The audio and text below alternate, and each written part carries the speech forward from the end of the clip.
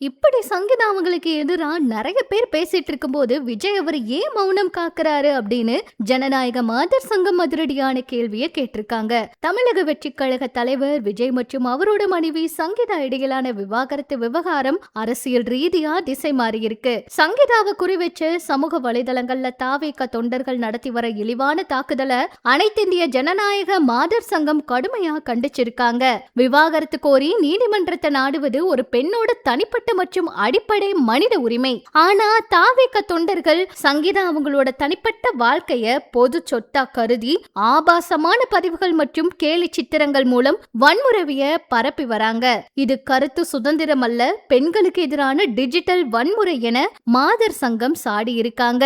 ஒரு நடிகரா இருந்தப்ப இது அவரோட தனிப்பட்ட விஷயமா இருந்திருக்கலாம். ஒரு அரசியல் கட்சி தலைவரா தன்னோட பெயரை பயன்படுத்தி ஒரு பெண்ணை இழிவுபடுத்துவத விஜய் அவர் ஏன் மௌனமா பாத்துக்கிட்டு இருக்காரு?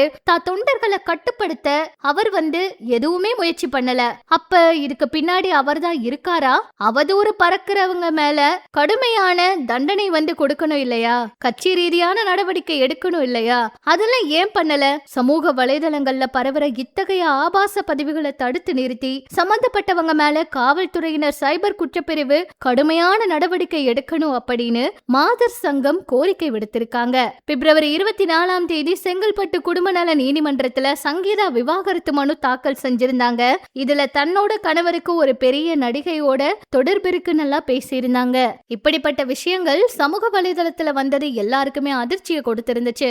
எது எப்படியோ அடுத்து விஜய் என்ன முடிவெடுக்க போறாருன்னு பொறுத்திருந்து பார்க்கலாம்.